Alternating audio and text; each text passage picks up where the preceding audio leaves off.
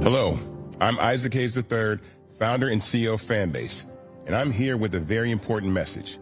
We are at a turning point in the Black community where we must have equity in the apps we use that scale to billions of dollars. But this time, we own the infrastructure, we own the culture, and we shape the future. And Fanbase is the future.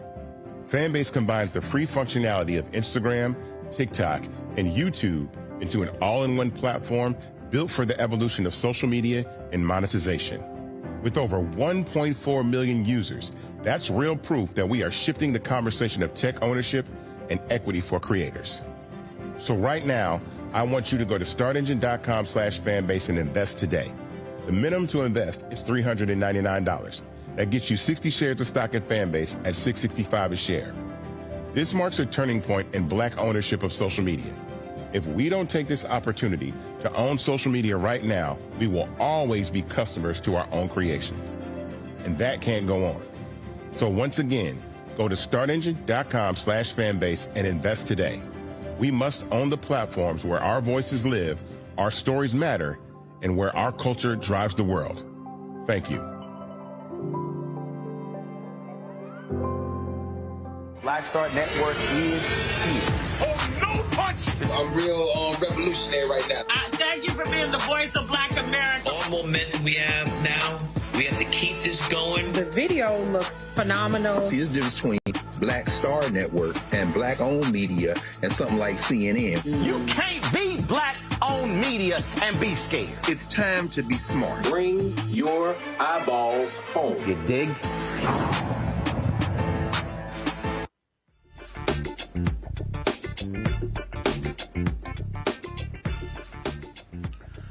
Hey folks, today is Friday, November 14th, 2025, coming up on Roland Martin Unfiltered, streaming live on the Black Star Network. Today is my 57th birthday. It's a jam-packed show. I'm here in Bermuda. We're going to be hearing from the premier of Bermuda, E. David Burt, talking about their goal, their efforts to want to attract African Americans to Bermuda for tourism. Also, we'll hear from PGA Tour Pro Chase Johnson, who I caught up with here at the tournament as well. Folks, lots more to talk about. Megyn Kelly, what the hell is she talking about when it comes to people having sex with girls under 18, saying that's different than a 5-year-old child? What the hell is she talking about? There's a new prosecutor in Georgia in the election interference case in dealing with Donald Trump and his cohorts. We'll tell you about that. Also, on today's show, guess who's admitting defeat with his tariffs? Donald Trump issued an executive order lowering the prices of groceries. I told y'all that fool was lying.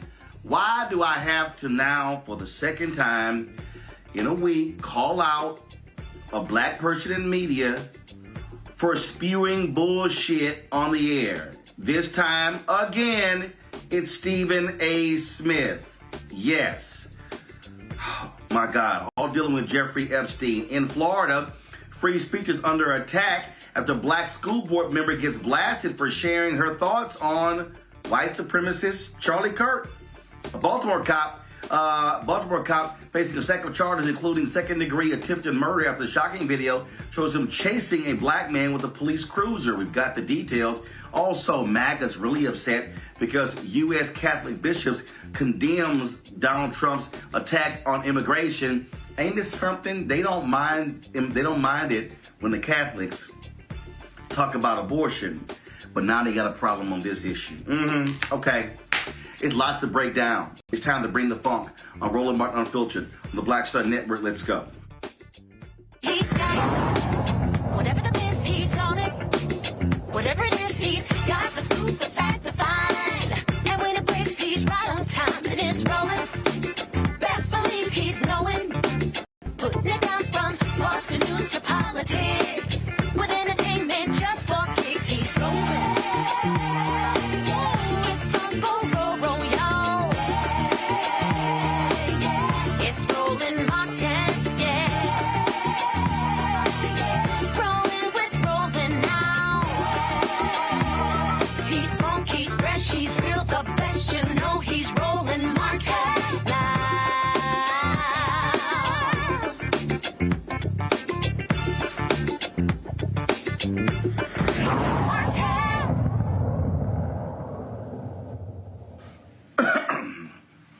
After Fulton County State's Attorney, District Attorney Fannie Willis was removed from the case in Georgia, the election interference case, Republicans dragged their feet over naming a prosecutor. The deadline was approaching. Well, guess what? There's now someone who's going to be doing this. That's right. The leader of the Prosecuting Attorneys Council of Georgia, Peter Skandalakis, is going to be taking over the case. His organization was unable to find another prosecutor, and he chose to lead the prosecution due to his familiarity with some of the immense deep case of files. And remember, Fannie Willis filed against Donald Trump, indicted Donald Trump and 18 others in August of 2023 using Georgia's anti-racketeering laws, saying they were involved in a scheme to overturn the results in the state. Now, we also know what happened with the whole deal with the boyfriend. Trump countered it with the court. It was all kind of drama, all the way to the Georgia Supreme Court.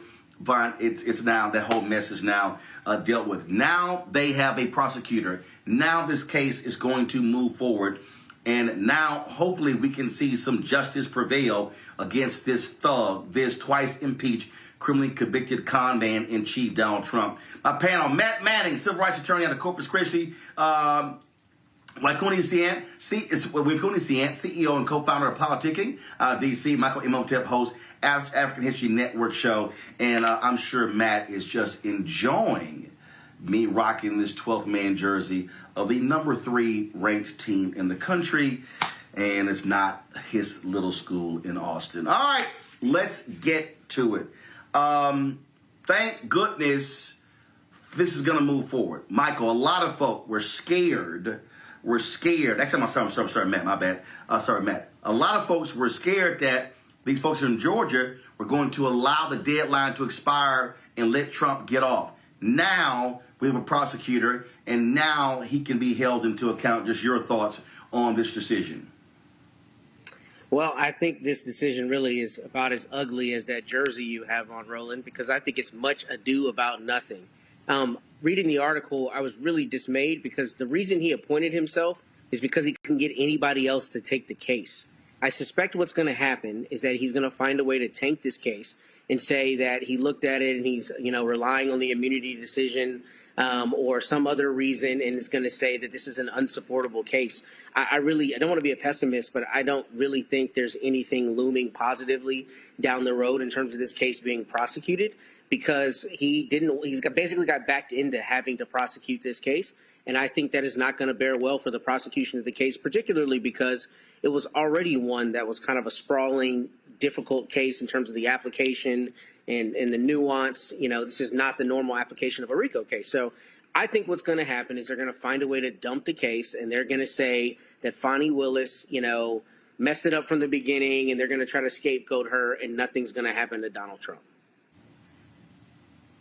Now, what we do have is that Fulton County Superior Court Judge Scott McAfee has dropped 3 charges out of the dozens in the case. Today, I'm reading this story here from CBS Atlanta. On Friday, McAfee ordered that counts 14, 15, and 27, conspiracy and criminal attempt to file false documents and filing false documents, respectively, should be dismissed. Trump had been charged with 2 of the counts, 15 and 27. McAfee had signaled in September 2024 that he wanted to remove the charges, arguing that they lie beyond the state's jurisdiction. He was not able to officially drop the charges until the case was remanded to him, which did not happen until Fulton County DA Fani Willis' disqualification was finalized in the Georgia courts. The judge had previously quashed 6 counts in the indictment, including 3 against Mr. Trump in March 2024. Even with the counts removed, 32 remain, including an overarching racketeering charge brought against the remaining 15 defendants. Winconi?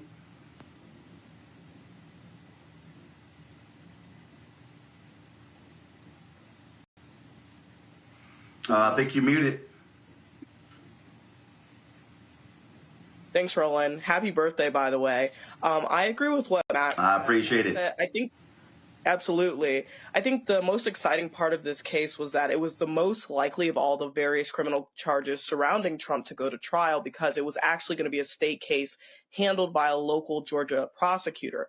But we see in this case of get somebody else to do it, with him actually stepping up to do it, it doesn't seem very likely that it's going to actually be prosecuted and going to trial. And if we look at the federal cases, we see that they're often, pardoned. So with the immunity standing there and the fact that he's taken on this case begrudgingly, I don't think that's likely to actually go to trial. Michael? Yeah, also happy birthday, Roland. And you're okay for an alpha. So when we look at this... of course. Yeah. When we look at this, I don't expect... First of all, we know that Supreme Court ruled that Donald Trump has basically broad immunity. So there are 14 other defendants that still face charges in this case. But when it comes to him, I don't expect charges to be pursued in this. We'll see what happens with the co-defendants. We'll see how this plays out. But with this being Georgia as well, and with this playing out the way it did, Fani Willis being removed, and them not being able to find anybody else to prosecute this case, I don't have high hopes for this. But we'll see what happens. But I'm not expecting real prosecutions to come for this. We do know that I think it was 4 of the defendants had already pled guilty. 4 of the 19 defendants, including 3 attorneys directly involved in Trump's bid, they did accept plea deals. But I'm not expecting much to come from this. All right. Well, we have that. All right. We surely appreciate it. Let's do this here. Got to go to a break. We come back. Lots to talk about. Trump admitting defeat with this stupid tariffs, how it is destroying the economy. And now, guess what? He's like, we got some fixes to make. Also, the release of the Epstein files is leading to lots of drama. A lot of folks talking about it, including Stephen A. Smith, who goes on this rant attacking President Joe Biden, attacking Democrats, but he got his facts wrong. Again. You're watching Roland Martin Unfiltered on the Black Star Network. If in this country right now, you have people get up in the morning and the only thing they can think about is how many people they can hurt, and they got the power, that's a time for mourning. For better or worse, what makes America special, it's that legal system that's supposed to protect minorities from the tyranny of the majority. We are at a point of a moral emergency. We must raise a voice of outrage. We must raise a voice of compassion. And we must raise a voice of unity.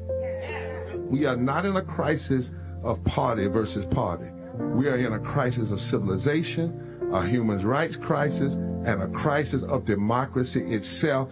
And guess what? You've been chosen to make sure that those that would destroy, those that would hate, don't have the final say, and they don't ultimately win. This is Eric Dickerson, and you're watching Roland Martin Unfiltered.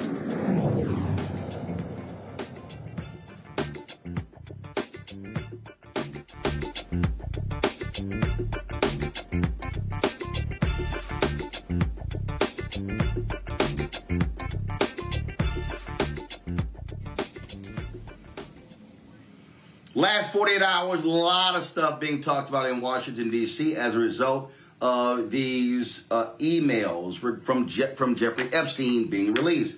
Donald Trump is losing his mind. He's cussing everybody out. He's mad, upset. Now he's talking about unleashing the Department of Justice against Bill Clinton and every single Democrat. He is absolutely losing his mind. Somebody else who has lost their mind over this stuff is Stephen A. Smith. On his Sirius XM radio show, he went on this loud rant. If you didn't see it or you didn't hear it, check this out. I have no problem with the Epstein files being exposed. I think anybody who's done what Jeffrey Epstein did should be thrown under the damn jail. They should spend the rest of their natural-born life in prison if he was alive to do it.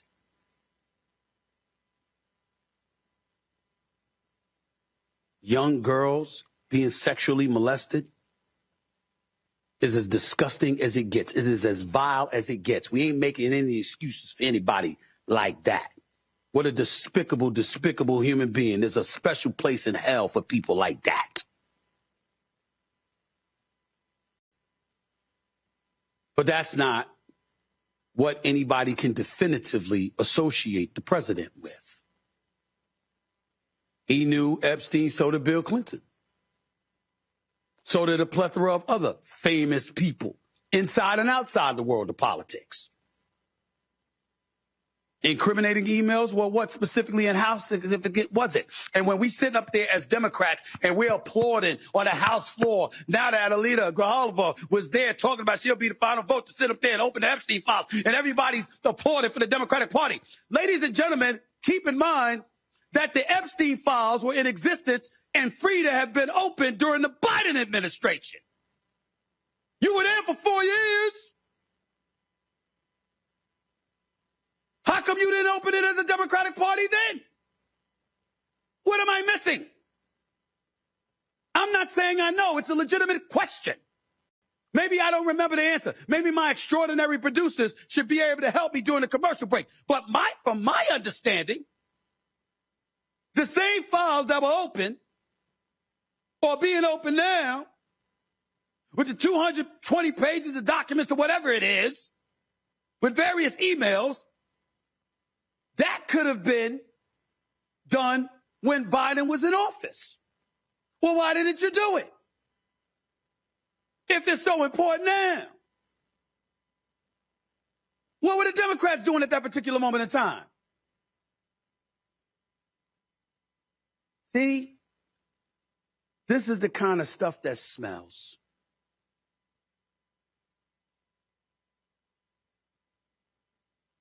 Because my attitude is just deducing how much they despise Trump is if there was some real bona fide dirt on him, since you went after him with the 34 felony convictions, which essentially was deduced to him paying hush money to Stormy Daniels, a porn star, So she wouldn't reveal their happenings with one another leading up to the election in 2016.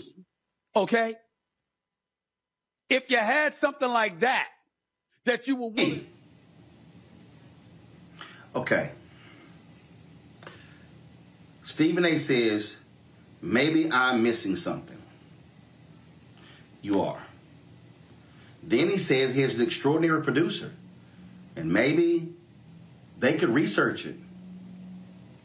Yeah. How about you do the damn research before you go on the air on an epic rant, Stephen A? Like, I don't understand why black people or other folks with shows don't know how to do research before they open their mouths. What you just heard is misinformation and disinformation. Do you know who corrected Stephen A? Somebody named Julie K. Brown. Julie K. Brown is a reporter for the Miami Herald. It has been the Miami Herald that has done amazing reporting on the Epstein case. We know about all the details of what's happened with Jeffrey Epstein, the previous deal being cut, the sweetheart jail deal he got because of Julie Brown and the reporters of the Miami Herald. This is what she tweeted. This is a complicated case with a quote, all caps, a lot of files. So I know it's easy to confuse what's what. What Stephen doesn't understand is that the emails released Wednesday are from Epstein's estate. They were obtained from Epstein's lawyers pursuant to a subpoena that was issued by the House Oversight Committee, lawmakers. These documents are separate from the criminal case files held by the DOJ and the FBI that Trump and Bondi, the Attorney General, promised to release after the election. As for why Biden and the Democrats didn't release the criminal case files, Maxwell, Ghislaine Maxwell, the associate of Jeffrey Epstein, Maxwell's criminal case was still open during the Biden administration. She wasn't convicted until late 2021, and then she appealed her conviction. Generally, it's not a good idea to open your evidence files when a criminal case is ongoing. We also don't know whether the FBI was still investigating other possible suspects who helped Epstein or participated in his crimes. If you are still targeting suspects, you don't want them to know you are zeroing in on them.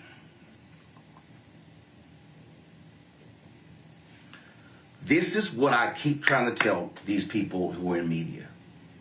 When you have a mega microphone, you need to be judicious with how you use it. You need to be careful with what you say and how you say it, and you need to have your facts right.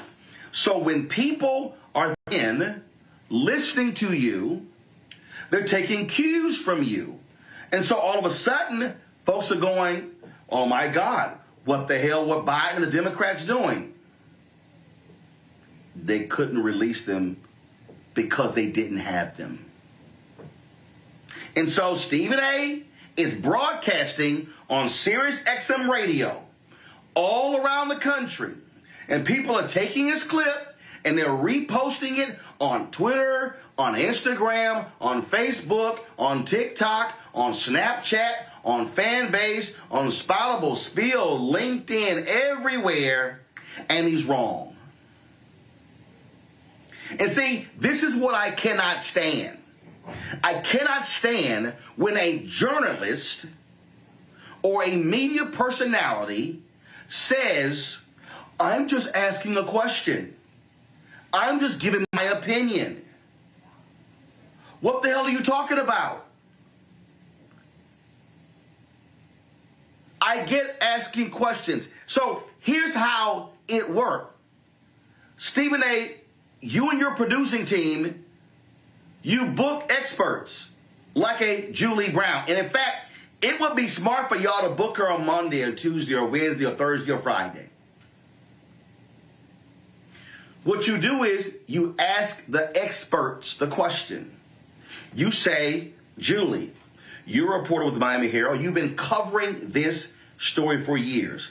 Can you explain to me why these files were released now and not when Biden was president? That's how you ask a question. But Stephen A. didn't ask a question.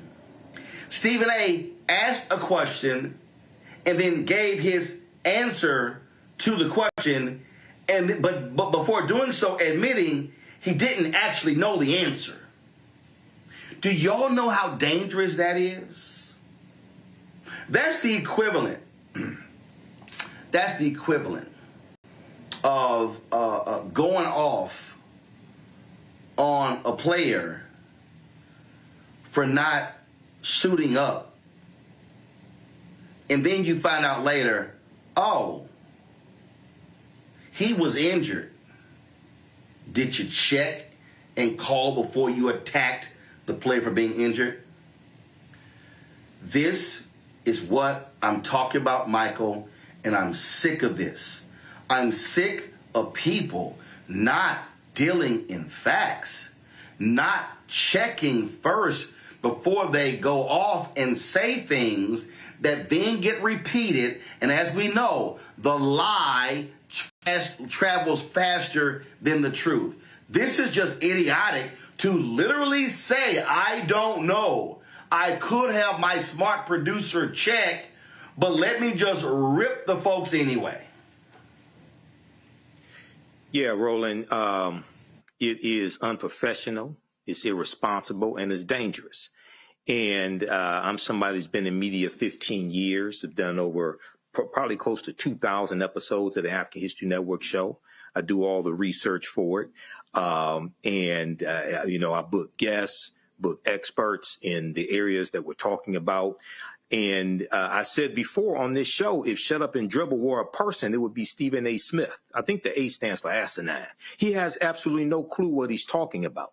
And he just gets up here and just spews his nonsense. But if he just Googled, have the Democrats requested the Epstein files, you see the piece from PolitiFact from Debbie Wasserman Schultz, U.S.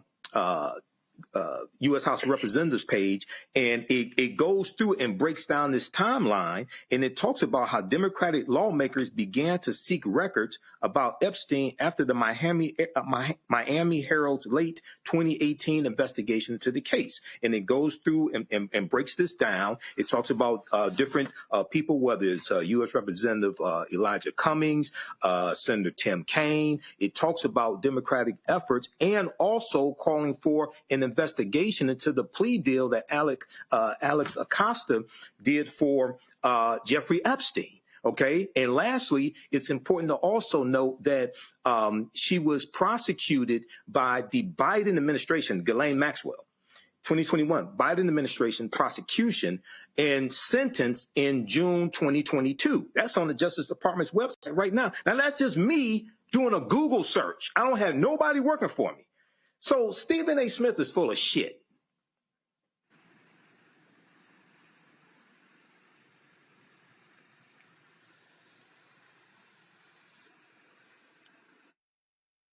I don't, when Coney, I'm just,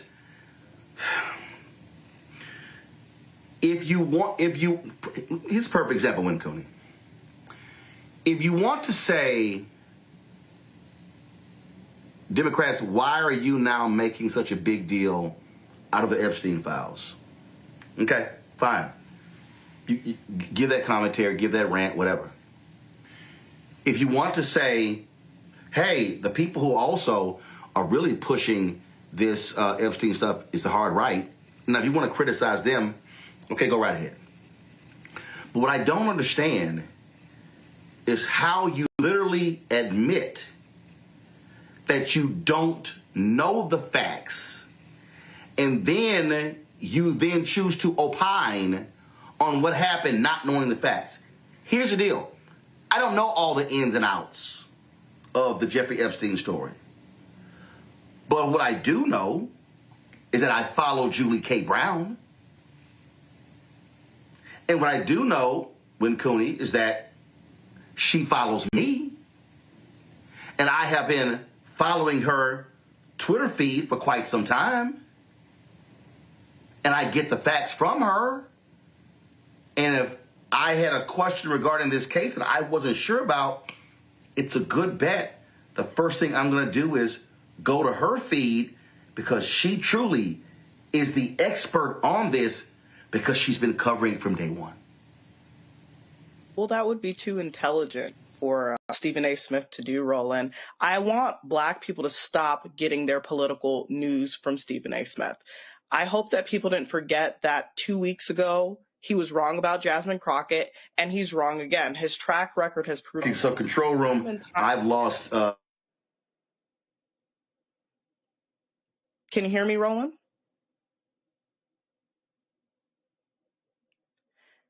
His track record has proven time and time again that he's made it the issue of the public to go fact check and see what he's saying is true or not true. And in this case, it's clearly not true. We already went through all the logistics on why his statements were erroneous. And then 2 weeks ago, when he spoke about his public critique of Jasmine Crockett, he was lambasted by Black media and the Black community for getting it wrong. Yet he's still not learned his lesson on how to fact check. He's still not learned his lesson on how to do basic research to ensure that what he's saying is right. And this is the issue with giving anyone with a microphone a platform. How does that continue to help the Black people that Stephen A. Smith has continued to posture himself as helping by miseducating them? Continuing to miseducate Black people is an issue. Not only that, but in this salacious rant, he makes it a party issue. I think anybody on this platform can agree that this is not a party issue. It's not about Democrats and Republicans. This issue is an issue about, something salacious like a sex crime involving minors, and everybody involved needs to be held accountable for it by, again, making it a Republican Democratic issue and saying, why didn't the Democrats unseal the files sooner? Why wasn't this done? Why wasn't that done? And pointing it to the Democrats. Oftentimes I ask myself, is Stephen A. Smith being paid by the Republican Party? Because he's doing a fantastic job of following the footsteps of President Trump in terms of miseducation. So we really have to see that stop. And if Stephen A. Smith is going to continue to posture himself as a champion of Black people, he needs to start by getting the facts right. So, my opinion on it is I think when Cooney's right, I didn't get a chance to hear everything she was saying. But, one of the things I think is kind of lost in this conversation in two respects is, first, when you're somebody like Stephen A. Smith and you have the kind of following that you do, you act in a fiduciary capacity, meaning when people are listening to you, there's an element of trust, right? They need to be able to trust that what you're saying, especially when you're speaking on a topic du jour as major as the Epstein files and the release of that information, and whether the sitting president was involved in sex trafficking or involved in the abuse of minors, then you need to be, judicious, to use your word, and smart about making sure you're not spreading misinformation. But the larger overarching thing for me is the premise of his comments was that he was implying, right, that this is like politically motivated, or they didn't do this under Biden and now they're doing it under Trump. Look, when somebody gets elected president, they talk about whether they're going to release their tax returns and all this other information that's relatively arcane about that person's life. You mean to tell me it's a surprise or it's somehow immediately nefarious that the world and the country would want to know if he was involved in the sexual abuse of minors? Of course, you absolutely need to know that. And we live in a per se bizarro world where the president can even have this kind of relationship with a person like Epstein and not immediately be excoriated and run out of the White House. That alone is, I think, a proof positive sign of where our society is these days. But for Stephen A. Smith to imply that people should just, immediately read into that somehow there's something nefarious going on is stupid, because Trump's been trying to hide this information. We know the Republicans have been trying to hide it. And part of it is because if you're that close to somebody, then there's a good chance you saw and or participated in things, and the American people absolutely need to know that about their sitting president. So none of that surprises me, and I think he's got a fiduciary duty to be better about the information or misinformation that he's putting out. Thanks for that analysis, Matt. You're watching Roland Martin Unfiltered on the Black Star Network. We'll be back in a few minutes. Hatred on the streets, a horrific scene, a white nationalist rally that descended into deadly violence. White people are losing their damn minds. As an angry pro-Trump mob storms the U.S. Capitol, we've seen shooting. We're about to see the rise of what I call white minority resistance. We have seen white folks in this country who simply cannot tolerate black folks voting. I think what we're seeing is the inevitable result of violent denial. This is part of American history. Every time that people of color have made progress, whether real or symbolic, there has been what Carol Anderson at Emory University calls white rage as a backlash. This is the rise of the Proud Boys and the Boogaloo Boys. America, there's going to be more of this. Here's all the Proud Boys, guys. This country is getting increasingly racist in its behaviors and its attitudes because of the fear of white people. The fear that they're taking our jobs, they're taking our resources, they're taking our women. This is white fear.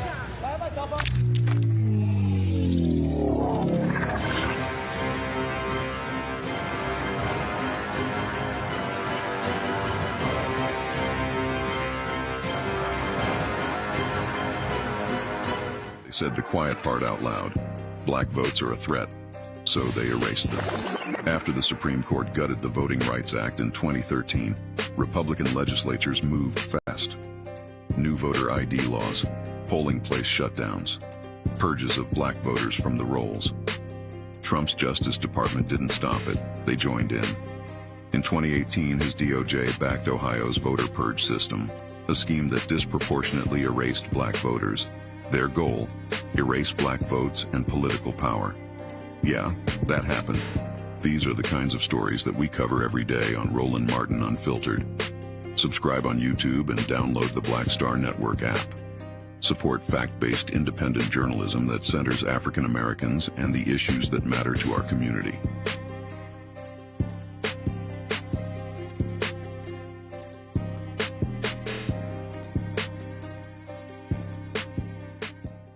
Next on the Black Table with me, Greg Carr. The United States is the most dangerous place for a woman to give birth among all industrialized nations on the planet. Think about that for a second. That's not all. Black women are 3 times more likely to die in this country during childbirth than white women. These healthcare systems are inherently racist.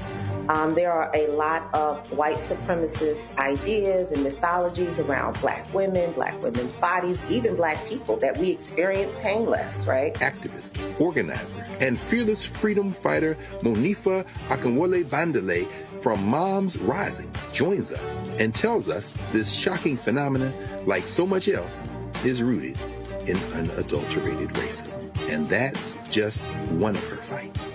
Monifa Bandele on the next Black Table here on the Black Star Network.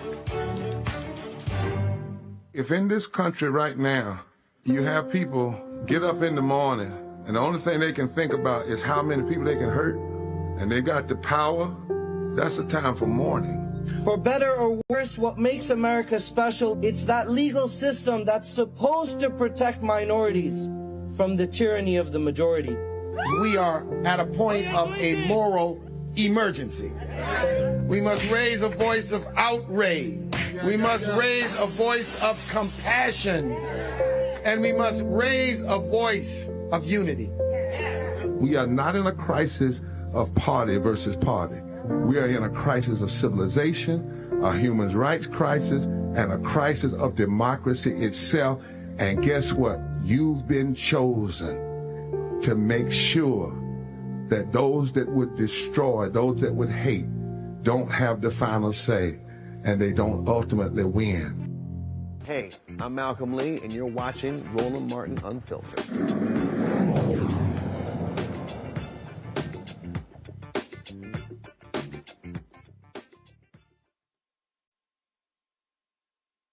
A Baltimore police officer is indicted on multiple charges, including second-degree attempted murder, after being caught on video chasing a black man with a police cruiser. Officer Robert A. Parks is also charged with first- and second-degree assault, reckless driving, and misconduct in office. The charges stem from an October 28th incident where Parks is captured on video by social media user Slick Brown trying to run over a civilian. According to the indictment, Parks tried to disperse a gathering of people on a sidewalk. He attempted to get a man to go towards him, but the unidentified man refused. Parks threatened to call the dogs on the man. The man began walking away from Parks. Parks then radioed that he had, quote, one running adult male in the alley, end quote. This is what happened next. All right. Yeah, what's your reason to stop him? You ain't even got no reason to stopping him, bro. Hey, yo, walk off, Trey. You hit the alley, yo. Go ahead, Trey, walk off, yo. He beating. You ain't even got no reason to stop him. Hey, yo, what the fuck? You gonna hit him with the car? Yo, what the fuck, bro? Yo, hell no, yo. Hey, yo. Come back this way, yo.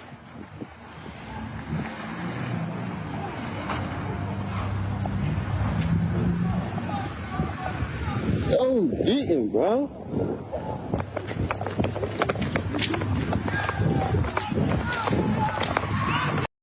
That's his dumb ass. Fucking dummy.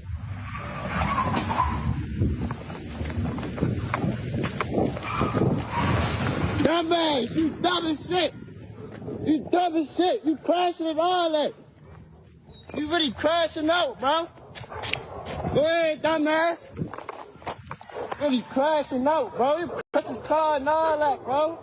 You really trying to hit my man, bro. What the fuck?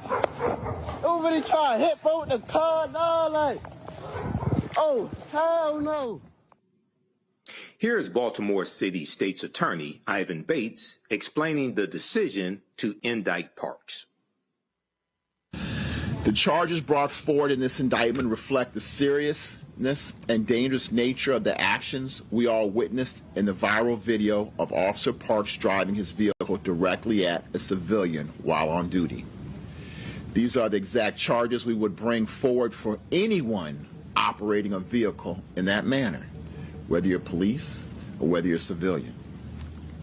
When a police officer threatens the safety of those who are sworn to protect, it erodes the crucial trust between the community and law enforcement that is critical to the historic reductions in violent crime in our city and essential to keeping Baltimore safe.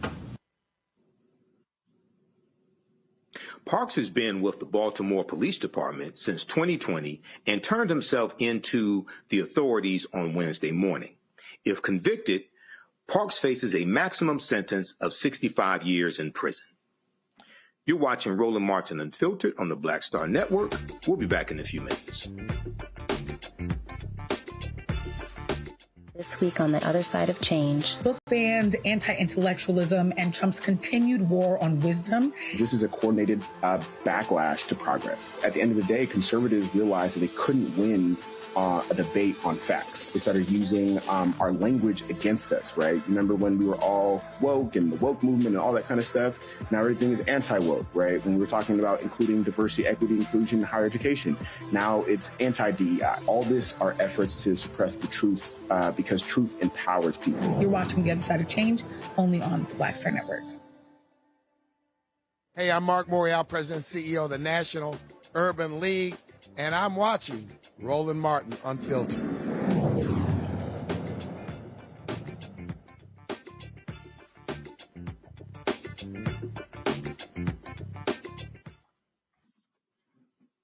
Welcome back to Roland Martin Unfiltered. Michael Imhotep sitting in for Roland.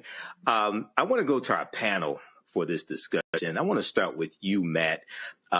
You are an attorney and also a defense attorney. What are your thoughts on this case? So I saw this case on social media, I guess, a week or two ago, and I was just baffled because, this is first great citizen, recording. I mean, obviously we see videos all the time now, but this was good that this brother recorded it the way that he did.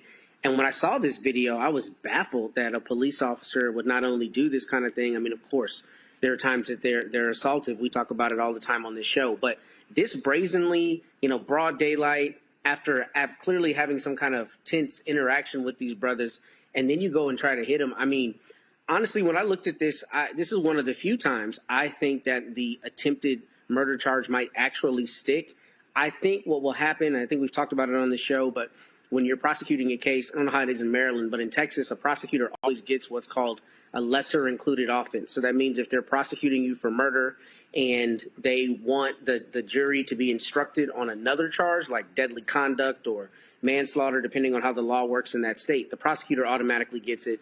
Defense can get it if they have evidence. But I tell you that to say here that if the prosecutors ask for a lesser included and the jury seems, the evidence comes out like the jury might be on the fence about whether he really premeditatedly intended to kill him, every day of the week, I think he's cooked and convicted on deadly conduct or some kind of manslaughter, attempted manslaughter, reckless type charge. Because what's very clear here is he's trying to hit this guy with the car.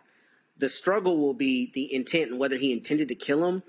Because I read the Maryland statute and it doesn't really read like you're doing an act that's clearly dangerous to human life, the way sometimes states write their laws.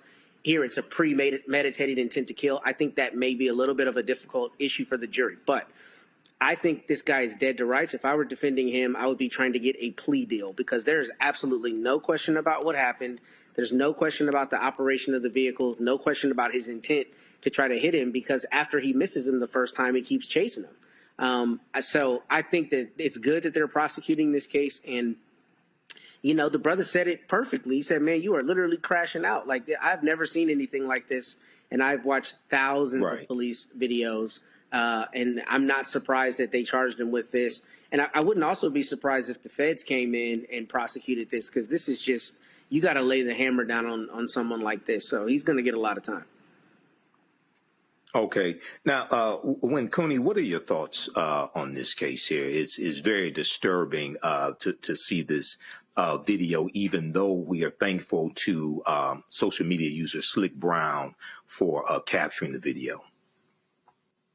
Yeah, the video is damning. I'm so thankful, as Matt said, for the technology that we have accessible nowadays, because we know as Black people that this has been happening for years and years and years. And so oftentimes, even though it's the first time we're seeing it caught on camera, we know that it's not the first time that this has happened, certainly not in Baltimore history. What I wanted to focus on is the fact that in these cases, what infuriates me the most is that the officer is simply suspended without pay. Obviously, we know it's going to go to trial, and as Matt said, he's probably cooked. But another important thing to note is that they won't be able to call him as a witness at all right now. So any cases that involve him or require his testimony for conviction will be dismissed. And so that's actually not ideal, right, for the carriage of justice. But it's something that's very, very fair considering the fact that he's obviously shown himself not to be a reliable source. But the other question that I wanted to address is why isn't a person like this immediately fired, right? They're being charged with attempted murder, and they're still just suspended without pay. And really what it boils down to, gentlemen, is how police contracts work to protect their own. Police contracts, like labor contracts, they govern the working conditions under which officers operate. And effectively, they've rendered police departments' disciplinary and oversight processes ineffective, as officers are rarely held accountable for wrongdoing. Now, in this case, it's very cut and clear. And as Matt said, if I was defending him, I would be trying to get a plea deal or maybe trying to decrease what the murder charge is. But I don't think it's any possible way that he won't be convicted. But the problem with the police system as is that while he is on trial for this, he's still just suspended without pay. He's not immediately fired. And with cases that are this cut and dry, I feel like we do need to make an example of these police officers, these bad cops that are continuing to increase friction between inner cities, urban communities, and the police forces that be. Now, Matt, I had a quick question for you. In the story, it said that he attempted to get a man to go towards him, referring to Parks, but the man refused. An unidentified man refused. Parks threatened to call the dogs on the man. So when you hear that a officer threatened to call the dogs on a subject, what goes through your mind? How does that add towards any of the charges that are filed against an officer? I think it goes to premeditation and intent, clearly, right? Because if the person has refused his order and he's angry, which we clearly see in the first part of this clip, then it's not easy for a jury to infer that that anger led to premeditation. I don't know how the law works in Maryland, but my understanding of premeditation, at least the way it was taught in law school and the way I've seen it in practice, is that you can premeditate something in a split second, right? So it's not implausible for this jury to say he was mad that the person didn't respond to his orders. Clearly, whatever happened that preceded this, got him angry. And then obviously he tried to hit a person who was a pedestrian who was on foot with his car. I am a defense lawyer, so I always think of ways that doubt might creep in, right? But this also might be the case where I'm wrong. This might be the case where the jury has no problem whatsoever with attempted murder. They say, we think you formed the intent to kill him, and every day of the week we're going to convict you of attempted murder. This might be that case, and that would make perfect sense to me if it happened. And the interesting thing, not only about the dog, but is about whether he responded to that order and didn't, come to the order. I have a case like that right now.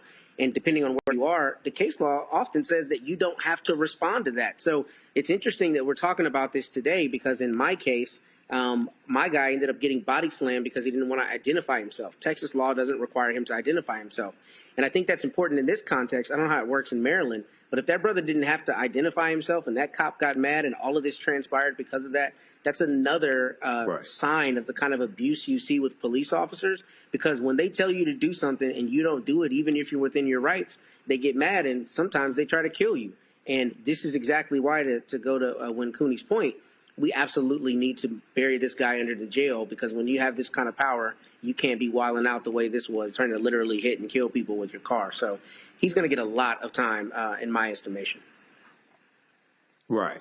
Now, Win Cooney, I had a last question for you. So I know because of the Black Lives Matter movement and because of the social justice movement, we've seen an emphasis on better understanding police contracts. We've heard about police officers' Bill of Rights, things of this nature, right? Now, there was also a period of time going back to about 2022, 2023, when you had a nationwide shortage of police officers as well. Okay, and various police departments were asking for more and more officers. Do you think that we need more officers who want to be the type of officers that the social justice movement said they wanted to see? Those that only use lethal force when you've exhausted all other methods, those that see people as needing to be protected as opposed to being policed, things like that. What are your thoughts on that? Yeah, I think that's a fantastic point, Michael. We do need more police officers that are good cops, so to speak. But I think this really goes pragmatically back to the defund the police movement. This is why a lot of people believe that we need to defund the police, right? When you see examples of over excessive usage of force, like you saw in the video. And to piggyback off of what Matt's point is, I wanted to take a different perspective. When I hear someone say they're going to call the dogs, I think of 1963, Birmingham, Alabama, right? I think of civil rights sit-ins when dogs were called in to rip Black people apart. I think of 2014 Ferguson, when dogs again were used to forcibly disperse civil rights protesters. And so when we continue to see overusage of excessive force, it doesn't make people excited to sign up to become police officers, particularly within these areas that police officer constituent relations are already extremely contentious. So I think this is where we get the two camps, right? We get the camps that are advocating for better cops that are utilizing their powers for good, that are building relationships and bridges within the communities. And then we have the other camp that says, hey, we need to defund the police. We need to lean on community policing more. We need to lean harder on mental health resources for Black and brown people. The fact of the matter is this gentleman only had a misdemeanor warrant. I don't want to say only. Yes, he had an outstanding warrant, but it was for a misdemeanor. No person, whether it was a misdemeanor or a felony, deserves to get ran down on. And I do literally mean ran down on the way that this gentleman was, and was at fear for losing their life. And not only him, I also think about what the perspective and psyche of the person who was recording this was. This is an extremely traumatic situation, and I would have been fearing for the retaliation of the cop as well once he noticed that I was recording, right? So this not only affects the person that was being, apprehended, but also the community at large. And this is how Baltimore PD is treating our community, right? This is what they're going to take away from. And that makes them not want to, send their kids out into the streets for after school programs. That makes them not want to allow, their students to go down the street and play or go to the ice cream truck. It has so many implications on these communities. And I'm really, really saddened that this is the way things are going and continue to go in 2025. Right. Okay. Thank you. Roland Martin Unfiltered will be right back after this break. You're watching the Black Star Network. This week on A Balanced Life with Dr. Jackie, are you looking for clarity on your believer's journey?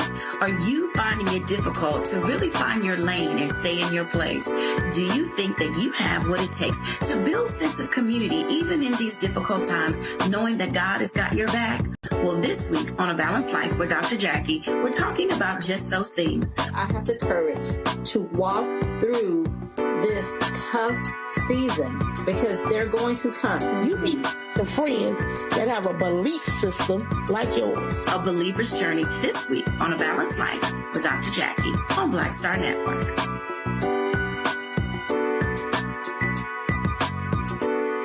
This week on the other side of change. Book bans, anti-intellectualism, and Trump's continued war on wisdom. This is a coordinated backlash to progress. At the end of the day, conservatives realized that they couldn't win a debate on facts. They started using our language against us, right? Remember when we were all woke and the woke movement and all that kind of stuff?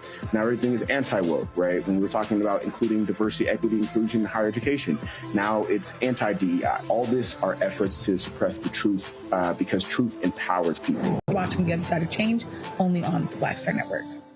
Hatred on the streets, a horrific scene, a white nationalist rally that descended into deadly violence. White people are losing their damn minds. As an angry pro-Trump mob storms the U.S. Capitol, we've seen shooting. We're about to see the rise of what I call white minority resistance. We have seen white folks in this country who simply cannot tolerate black folks voting. I think what we're seeing is the inevitable result of violent denial. This is part of American history. Every time that people of color have made progress, whether real or symbolic, there has been what Carol Anderson at Emory University calls white rage as a backlash. This is the rise of the Proud Boys and the Boogaloo Boys. America, there's going to be more of this. Here's all the Proud Boys, guys. This country is getting increasingly racist in its behaviors and its attitudes because of the fear of white people. The fear that they're taking our jobs, they're taking our resources, they're taking our women. This is white fear.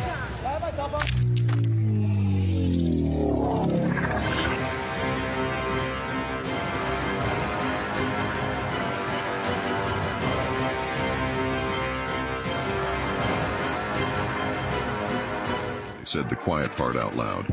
Black votes are a threat, so they erased them. After the Supreme Court gutted the Voting Rights Act in 2013, Republican legislatures moved fast.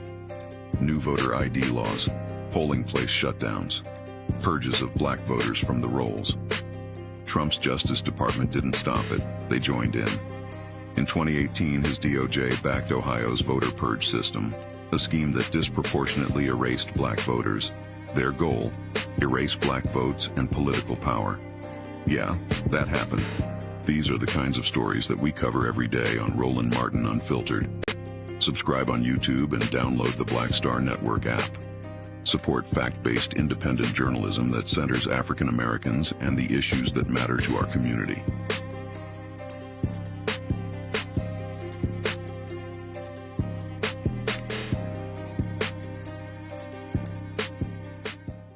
This week on The Other Side of Change. Book bans, anti-intellectualism, and Trump's continued war on wisdom. This is a coordinated backlash to progress. At the end of the day, conservatives realized that they couldn't win a debate on facts. They started using our language against us, right? Remember when we were all woke and the woke movement and all that kind of stuff?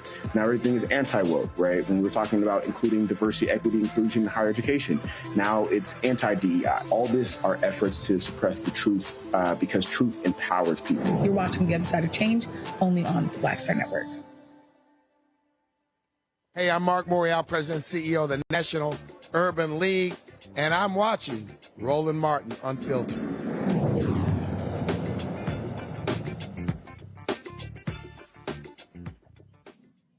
Charlotte, North Carolina is the latest city preparing for the Trump administration's immigration enforcement actions. Local officials report that federal immigration agents could start arriving as early as this weekend. However, specific details regarding the operation, including the number of agents and their exact plans, have not been communicated. Mecklenburg County Sheriff Gary McFadden has stated that his office will not participate in the operation, and Mayor Vi Lyles is urging the community to remain calm, emphasizing that local police are not involved in these efforts. Currently, Charlotte is on high alert, with the community calling for transparency, safety, and protection for all residents. Patrols are set to begin in New Orleans, with plans to deploy as many as 200 Customs and Border Protection agents in the coming weeks. I want to go to the panel with this, and I'll start with you, Winkuni. So what are your thoughts on this? This is the latest city under siege by the Trump administration, saying they want to crack down on crime, using immigration, undocumented immigrants as a pretext for a way in, to send customs and border agents, et cetera, ignoring the statistics showing that crime is declining in the various cities that they're going into. What are your thoughts on this? You know, it's extremely upsetting, Michael, because, you know, I'm the child of two immigrants myself. I'm a Haitian American, and so this is something that disproportionately affects my community. But what we've seen President Trump do again and again is defend sending the military and immigration agents into these Democratic-run cities, Los Angeles, Chicago, even our very own nation's capital. And he continues to say that the reason for this is to fight crime. But like you said, that's not a correlation that's been proven. But we also have to think about what is the precedent that he's trying to set long term with this politically. I think that by sending these ICE agents into blue cities, he's trying to send a message out to the constituents of that actual state. And what we see here is that Charlotte is a Democratic stronghold right now. And the state's going to have one of the most hotly contested U.S. Senate races in the country next year. So I think President Trump is paying special attention to North Carolina. All right. So, Matt, when we look at crime statistics in Charlotte, and MSNBC talked about this today, violent crimes, we see violent crimes are down in 2025 compared to 2024. They're down by approximately 1,000. Homicides, 62 in 2025 compared to 82 in 2024. Aggravated assaults 3,494 in 2025 compared to 4,311 in 2024. So we see a downward trend. What are your thoughts when we see this continued effort from the Trump administration to disregard crime statistics, but also to cut the grants that were going towards community violence intervention groups that were helping bring down those crimes? Well, we've talked about it on the show many times, and many times it's you opining astutely on this. But what it comes down to is the base does not care about reality. They care about the rhetoric, which is why you can get on TV and beat that drum, till you're blue in the face, that crime is running rampant and all these things. And the statistics, including statistics from your own FBI, say demonstrably that's not true. But you continue saying that because you want to continue creating the furor that allows you to be the Führer and bring in the goose steppers, right, to these Democratic-controlled cities. That's all it is. I mean, I heard this on NPR this morning, and it was reported that neither the sheriff there in Mecklenburg County nor the local police had any idea what was going on. And what's crazy about that is, the idea that federal law enforcement would come in and not work with local law enforcement. Of course, there are times that they're distinct, but they also work together in task forces and things all the time. But to Cooney's point, I think when you're trying to make a political point about not only democratic cities being these bad places, but moreover, you having, an overriding authority, whether that's through a show of force or just brazenly saying it, you go into these places and you do these asinine,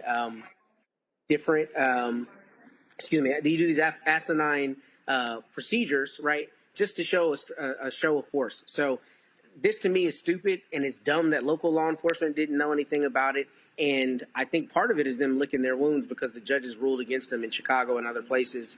But it's pointless, and it's purely to make a political point, I think, particularly where the actual evidence shows that it's not necessary. Okay, thank you, Matt. A free speech battle is brewing in Florida between the state's Board of Education and the Alachua County School Board, all because of a Facebook post. It started after School Board Vice Chair Tina Certain had some things to say about conservative Charlie Kirk in September regarding his memorial. This is the post that set off a political firestorm. Tina Certain called Kirk a, quote, 31-year-old uneducated white boy, end quote. Now, state officials are calling her comments offensive and questioning whether she should stay in leadership. The drama unfolded as all 7 state board members grilled her in a tense meeting, questioning whether she could fairly represent all students. Check this out. I'd just like the opportunity to respond just because I know a memo that I issued in the immediate aftermath of an assassination that took place on a school campus. Whether it's Bernie Sanders or Charlie Kirk, I've said it from the beginning, that same memo would have been sent. Educators are over young, impressionable minds, and when they are making comments celebrating a school shooting, it is unacceptable. You criticize that memo. So do you encourage such acts to be expressed by teachers? I think you do, and that's why your leadership continues to be a failure. You continue to not understand the point that this state board is trying to communicate to you. You are an example for these children. You are an elected member of a school board setting policy that impacts their daily lives. And so you want to criticize me all day, you have that First Amendment right. But the reality is what I did was make sure that teachers across the state understood that this rhetoric that is impacting the wife of our lieutenant governor, where people are receiving death threats as a result of that rhetoric, needs to be toned down. Why, teachers? Because they're over children, young, impressionable minds. And that is my job as the Commissioner of Education to make sure that we reminded them of what the example was that they were, something you still struggle with. And today, these posts that you're seeing are not just about Charlie Kirk. There is a repeated pattern, as our member just identified, Layla Collins. You talk about Charlie Kirk as an uneducated white boy. You bring race into this. You talk about this post as it relates to Asian stores. where it says, in 1999, I went to the Beauty Max on Main Street, my then 4-year-old daughter. They followed us around the store. It goes on to say, as a result of that experience, to this day, I've never been back. I avoid all Asian-owned stores. How do you think those comments make that community feel? And then we go on to the next post, number 3, where it says, in the district operated by A. Green, these again are your words, they move in and then want to change things, SMH. I figured my they is white people. Again, you bring that into your posts. It's ironic that you criticize Charlie Kirk's comments and not recognize that you do, you bring race into your post. The next slide, part 4. You like a post that says, white women have always been central to building, maintaining, and protecting racial violence. They weren't the sidelines, they were the architects too. Again, what the board's point is having you recognize and appreciate the significance and the responsibility you hold as a member of a school board that makes decisions that impact children.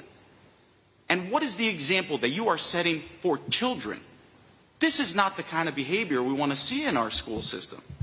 We want to see civil discourse, respectful dialogue. I agree with you. I am a fundamental believer in the First Amendment. But what we are not going to allow happen in this school system in Florida is students be misled by adults into engaging in violent political rhetoric or calling people out because of the way God created them. We want everybody to be treated equally. Tina Certain stands her ground, insisting her posts are constitutionally protected speech made on her own time, not related to her official duties. This drama is unfolding while Florida is embroiled in a much larger free speech battle. Teachers and school officials across the state have faced discipline, backlash, and even lawsuits over social media posts reacting to Charlie Kirk's death. I'm going to go back to the panel with this. Matt, I'm going to start with you if you don't mind. So this, y'all know how I feel about this racist Charlie Kirk. Okay, so I'm going to go to you in just a minute. And Charlie Kirk has a history of anti-black statements that he said that are documented. Okay, what are your thoughts on this nonsense coming out of former Confederate state Florida? Man, I think it's a crock of bull. I think it's BS, and I think there are a couple things here that are particularly, big to me. The first is this sister is duly elected.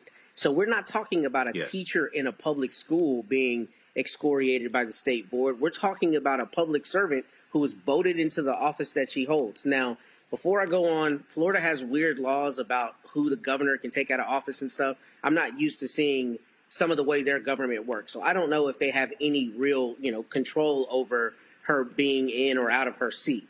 But presuming they don't, I mean, to sit there and condescend to her as though the board can actually do anything about it is probably more about that cat, or whatever his name was, Kostassos, I think it was a Greek last name, about him getting a soundbite, right, and getting to look like he's this crusader for decorum.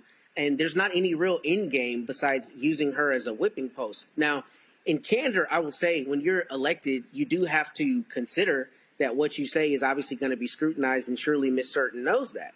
But good for her standing on her ground. I mean, I do think that it is probably not in the best form to say things that could be racially incendiary, like in talking about the Asian businesses. I know there will be people who will disagree with me. That seems to be a little bit of an own goal, if I'm honest.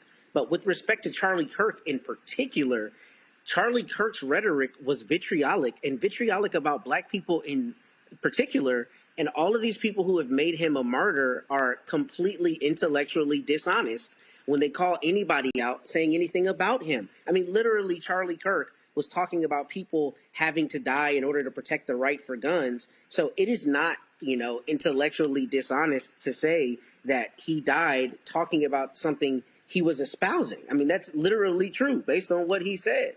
So I think this is intellectually dishonest. I think if you are truly a free speech proponent, you can't be beating her up or mad at her for what she's saying. And then the whole thing about, all these children and all that stuff. What about the kids who are hearing what Charlie Kirk says? when they go to the classroom with a black kid and they treat that kid like he or she is less than they are because they heard it at home and dad was watching Charlie Kirk on YouTube, right? He's not worried about that. And that's because it's about rhetoric and it's ideology, and it's not really about protecting the kids. It's about, beating the drum that you think needs to be beaten. That's all this is. I think it's nonsense, and it is protected speech.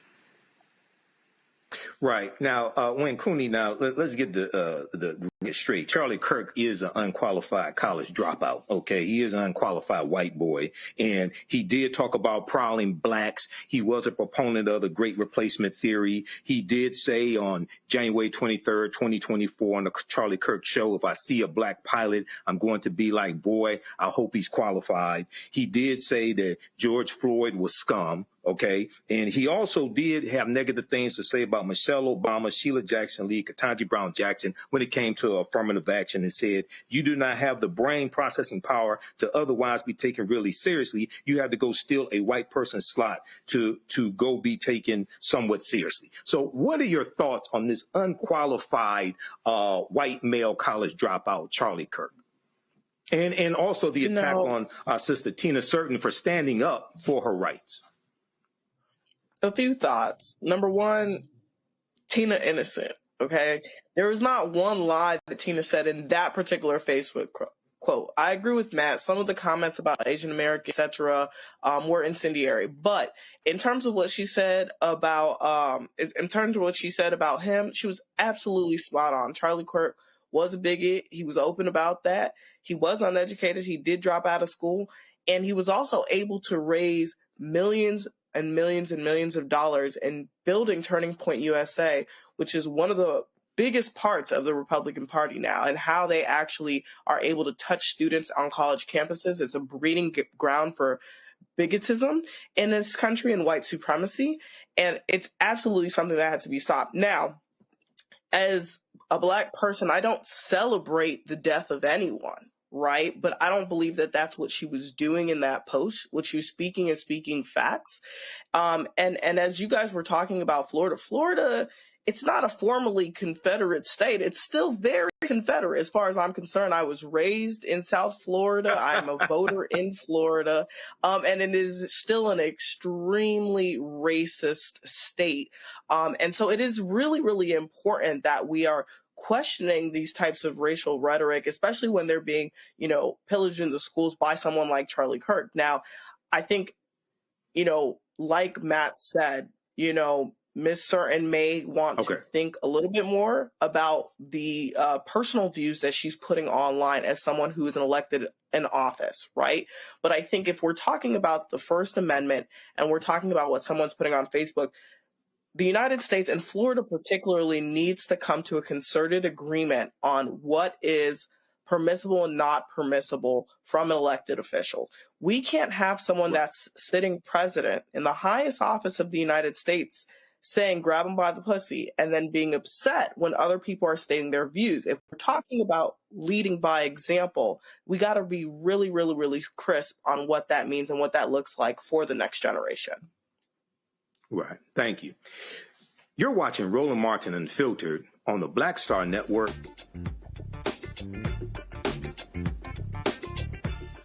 Next on the Black Table with me, Greg Carr. The United States is the most dangerous place for a woman to give birth among all industrialized nations on the planet.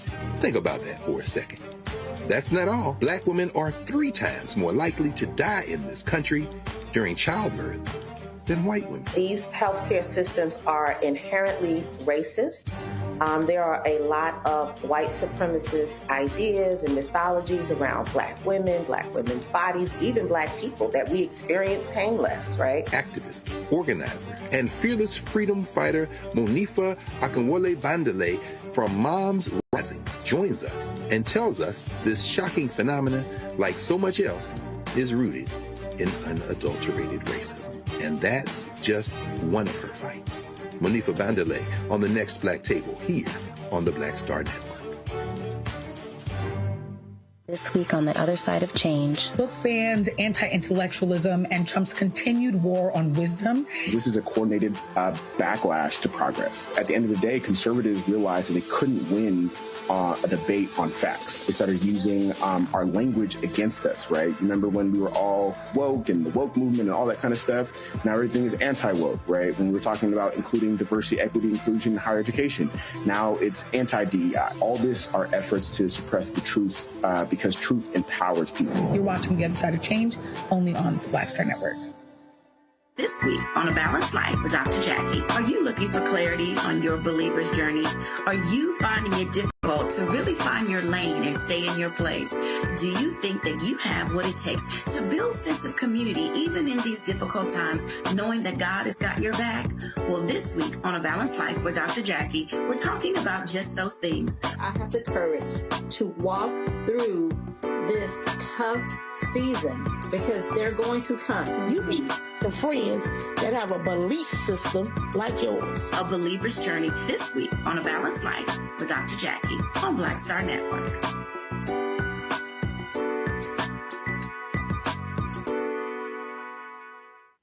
If in this country right now you have people get up in the morning and the only thing they can think about is how many people they can hurt, and they got the power, that's the time for mourning. For better or worse, what makes America special, it's that legal system that's supposed to protect minorities from the tyranny of the majority. We are at a point of a moral emergency. We must raise a voice of outrage. We must raise a voice of compassion. And we must raise a voice of unity.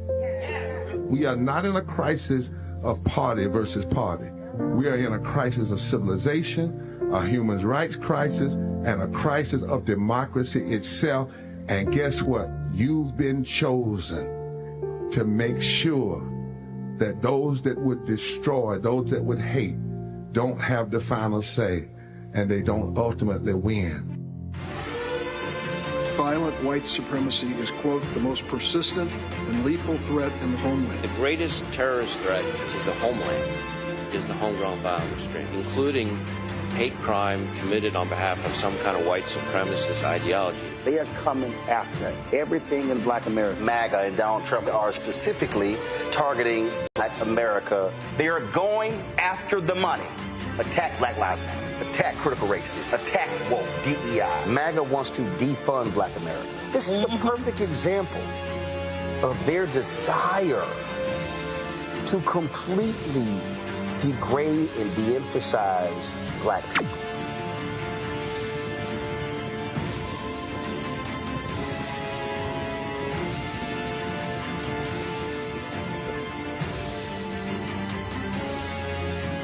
I am Swing Cash, Basketball Hall of Famer, and you're watching Roland Martin Unfiltered.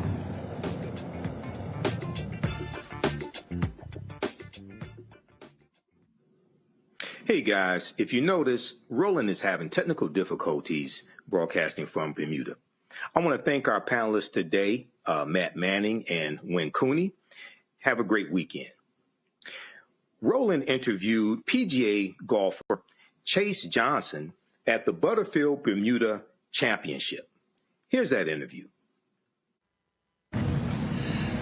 All right, folks, here at the Butterfield Bermuda Championship, Chase Johnson, I just watched him on 18. You finished strong. I did. I had a good finish, birdie finish. Wind got me a little bit early in the round, as it's going to hit everyone. So this wind has been insane. So I played Tuesday when it was at 55 miles an hour. Oh, okay. So this is like a cakewalk for you. Oh, this dude, I was kind of like, Tuesday was crazy, but yeah. And this morning was pretty rough too. So. Yeah, it was pretty gusty this morning. So hopefully we can just carry that momentum into tomorrow. A lot of folks who, like, I've been playing golf 38 years, and so a lot of guys, they always sit here, they see somebody who can play well at a club or whatever. I tell them, you have no idea what it's like, I said, between a person who's good there and on tour. Right. Yeah. I mean, it's a lot of subtle differences, but those subtle differences are the ones that make the biggest difference. So I had to get up and down a lot today. I mean, the score could have been a lot worse than it was, and I had some probably like 6 or 7 really nice up and downs, which you have to do on this course and in this win. So you're never out of the hole. There are a lot of we generally talk about all the different places you play. You talk about APGA, and it's a lot more opportunities being created for African American golfers, and then a lot of people who are also offering support for cats who want to go to the next level. Yeah, absolutely. I mean, the APGA is the prime example for that, and all the other junior programs that are associated with the APGA, like Underrated is with Steph Curry's tour. He's been doing a lot of good work. Cameron Champ's dad is heavily involved in a junior program that is frequently out at APGA tour events and stuff. So it's really good to see the opportunities grow. And then it's just up to fellas like me and anyone else who gets the chances to play in events like this to represent as well as we can. So again, those last 2 holes are good representation, so we just got to do more of them. Absolutely. All right, then. Well, it's good to meet you. I appreciate it. And if folks want to follow you on Instagram, where they go? Chase Johnson 96. Okay. Nice and easy. All right, then. Well, I'll send a couple of folks your way. Awesome. I appreciate it. All right. Thanks so much. Thank you. All right. See you around. Take care. All right. Be well. Roland also interviewed the Honorable E. David Burt, the Premier of Bermuda. Here's that interview. We're here at the Butterfield Bermuda Championship, and so he's actually the reason I'm here. So here's the deal. So my wife comes to me 3 weeks ago and said that she and her Link sisters, they were going to Nashville, Uncle Nearest Farm, or some other tours. She's like, well, we're going at the same time as your birthday, and you probably, I'm like, go. I said, I have no interest on going any of those tours. So then I was sitting here, and I've gotten 3 different golf trips in different tournaments. I was like, PR, Mexico, Costa Rica. And I went, wait a minute. Premier Bermuda told me that tournament is the same time as my birthday. So that's when I sent a text to your former chief of staff. Yes. I had your phone number wrong. And then so she hit me back. And so the Tourism Authority hit me up. And so we're here. I've been doing my show from here as well. It's been absolutely fantastic. And my understanding, y'all signed a 3-year deal for this to continue. Oh, well, that would be news to me, Brother Martin. But yeah, that's what I read. That's what I read. What I would say is that it's a pleasure to have you here on the island. Certainly these matters are dealt with by the Minister of Tourism, but it's good to know I'm not a golf fan, but I know that you are. Not only is he a golf fan, if you are not aware, he also happens to support Texas A&M. I'm a graduate, so is my brother and my sister. So three of us in the family. So we're number 3 in the country. We'll point out every Aggie on the golf course today. He will tell you them all. I got pictures with all 3 of them, absolutely. But first of all, look, you got a lot of people here. Yes. This also is important because you get visibility. Golf Channel's covering this here. Folks get to see Bermuda, tell the story. And so one of the things that I want to ask you about is really the focus of the Tourism Authority to attract folk to come here, because usually when people talk about, where I'm going to travel or whatever, they talk about Bahamas, they talk about Jamaica, everything like that. Just talk about what you're trying to create here in this country. So thank you. Well, the reality is that Bermuda is not a mass tourism destination. So places like Bahamas, places like Jamaica and others, Dominican Republic, are mass tourism destinations. Lots of people, big resorts, all that. That is not what Bermuda is. Bermuda is different. We have smaller resorts, but the entire island is our resort. We're not a place where you have to go, you have to stay inside a resort, all the rest. You get to explore, you get to be a part of our wonderful culture and immerse yourself. And when it talks about, targeting specifically the black traveler, we are trying to make more of a focus on that as well. So whether or not those are direct air routes out of the United States or whether or not those are the cultural experiences that can be experienced on an island, such as also my favorite, which is our annual emancipation celebration, which is called Cup Match, which actually started because black folks said they were not going to work to commemorate their slavery day.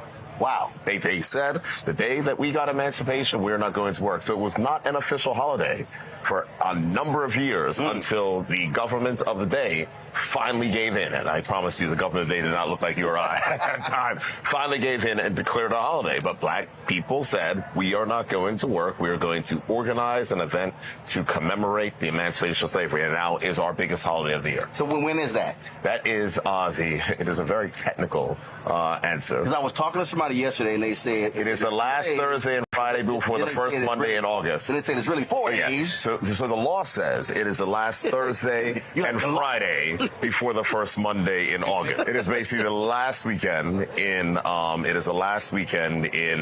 July or the first weekend in August. Got it. But yeah, it's always around that time. But it's a cup match in Bermuda, the biggest celebration. We also have other celebrations. I'm told it is crazy. Oh, it is crazy. But we also have other celebrations because there's for the young and not so young.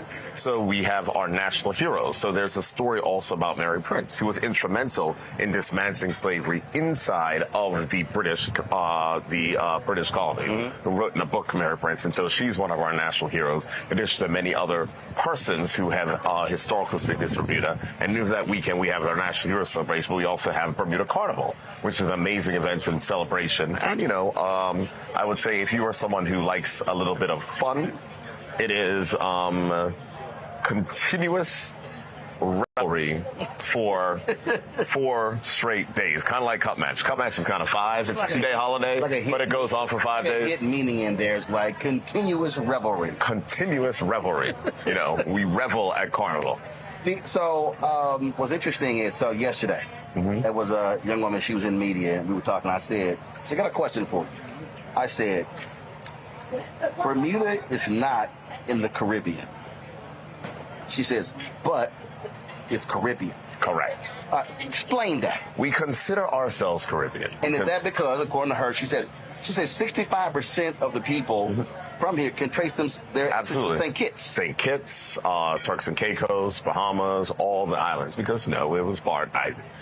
I don't like to be a black person talking about slavery, but we have to recognize the knowledge of our history. And the fact of how we got over here is they took some boats from Africa. And so we became... Some got dropped off here. Correct. Some got dropped off in America. And then after slavery was abolished in the British colonies, there was still transfer of people and movements amongst the British colonies. So if there was labor, so for instance, in Turks and Caicos, the salt mines, and Bermuda's other things, and all depended. So people would then come. If economy was more developed, Bermuda was always more fortunate to have a more developed economy, only because of its strategic position between the U.S. and Europe. So that is the reason why Bermuda and Hawaii were the 2 original tourism destinations. Because after World War II, we had airports, power, seaports, all the rest, and those then had to be converted into peacetime uses. And that is the reason why Hawaii became a major tourism destination, as did Bermuda be even a bigger tourism destination. So... because you're not, how far are we from New York City? You're not far from it depends. East Coast. Here's the reality. It will oftentimes take you longer to drive to JFK from Midtown than it will to take you to fly from JFK to Bermuda. Depending on the winds, 75 minutes.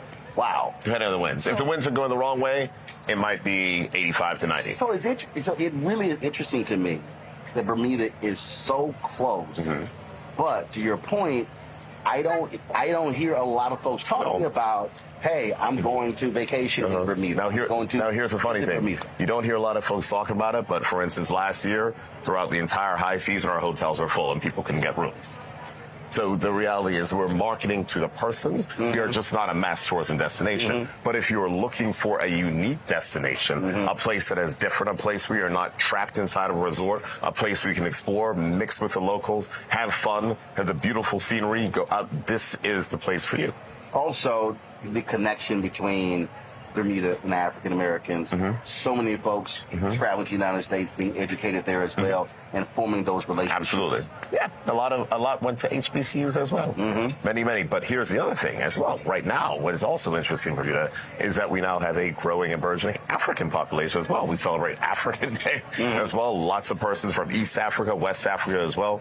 And Bermuda, from a business perspective, also hosts, because we are known for our work in insurance, we also host insurance products that protect African crops from natural disasters. So there's a number of things in which we're doing with the diaspora. Gotcha. Because while you were talking about being business, I spoke here, 2 speeches I gave here. And one was in 2009, it was like 11 or 12, and both were at business conferences. Yep.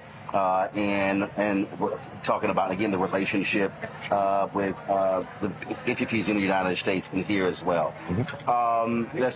What else would you would really want folks to know about this country that they may have no idea about? Well, the first thing is that Bermuda is unique. There's no question about it. Unique. when people look at Bermuda, we are a temperate climate, so it is, we have seasons. We don't have snow, we don't have anything. It's a bit cooler in the winter. They have wind. Yes. Wind. We have wind. Tuesday was 55 miles per hour playing golf. And Brian Minnis hit me, he said. Hold a second, it was 55 miles an hour in New York, too. The same cold front that hit y'all came down and hit us. I wasn't playing golf there. Okay, I got you, see. Some people were. Plus, it was 41 there. And it was not 41 here. It was in the 70s here. It was 40s there. Everybody hit me. He said, you're insane. I said, I would rather be outside playing golf in 55-mile-an-hour wind than sitting inside looking out a window. Okay. So but the next day it was a perfect day. It was just a little bit of wind. It came from y'all, the United States. Oh, so you blaming it? Oh, it is 100%. 100% came from y'all. But so we are close. We are not. So it is a quick flight. You might want to think about a weekend. You might want to think about something that you're just saying, you know what? I want to surprise my wife. I want to surprise my man. I want to do this. I want to do that. It is a simple trip, especially if you are in Boston, New York, Philly, D.C., and Miami, and Atlanta, Miami. Y'all looking to work with airlines to add more direct? Our largest hotel is reopening next year, so there'll be even more flights that are coming back online next year and the year after, because those things are driven by hotel capacity. So we just opened as a Regis Hotel. The Lauren Hotel has opened. The Cambridge Beaches has been renovated, and now our Fairmont Southampton will reopen as well next year. So when is what you call high season? The high season is during the summer. Okay. So the high season in Bermuda is considered between April and October, I would say. Got it. April and October. The best times to come to Bermuda, where you have the best mix of value and others, is September, because, it's after people go back to school. Right. So if you don't want to be around kids and all the rest, if you come in September, you can take your you take your vacation there. You don't have to worry about kids. And, of course, the hotels aren't as full, so the rates are better, and then you'll have availability on flights. So September is like the sweet spot, because it's still hot. It's still good. You can still have fun. You can still do the golf. You can still go out on the water. There's still events that are happening. Next year, I would ask people to, check it, go to Bermuda.com, because the Minister of Tourism has a mandate from me to have a full schedule of events from April up until October. And whatever it is that you want, whatever it is that is your type of thing, it will be happening during our summer season next year. April till October. Yes. And the best time to come in September. It's September, and the anniversary of Roland Martin Unfiltered and Black Star Network is September 4th. Got you. Okay. That's an idea. But that should not discount Cup Match, Carnival, or our annual holiday Bermuda Day. And we also have this thing. You might be into sailing. I'm not so much into sailing. No, I'm not. I'm not so much into I'm going to get in trouble when people see this. But there is a sailing tournament here. Water's for the fish. The land's for... But hold on a second. I'm a land-based... Hold on a second. People go to F1 matches and never watch the cars or the things go around. Oh, but I drive fast. No, I was staying on land and watch them sail. But yeah, no. I'm not telling you to go in the water. I'm saying it's like this. Yeah. And so it's like an event. So we're doing that next year. It's come back next year. That's the beginning. That's the kickoff of the season, beginning of May. So as I said, go to Bermuda.com. We'll have the whole list. While they're selling, I'm playing golf. I mean, you can. That's my priority. There's a golf tournament around that time too. My wife knows that's only priority. Last one. So the sister came on my page, and she had the audacity to say that Deltas run this island. And I said, darling, I said, listen, my wife one of y'all, but no, I said, this is Alpha land. That's my understanding. Well, Alphas run the country. Soror, Delta Soror. I appreciate you. I just let her know. I just had to. First family. My apologies. Sorry. That's how we do it. Premier, I appreciate it. Brother Martin, great to see you. It's a pleasure to have you back. I'm glad to be here. Hope you enjoyed your time. I enjoyed it, and look forward to next year, because this really has been a fabulous tournament, and it's been a ball. Thank you. All right, appreciate it.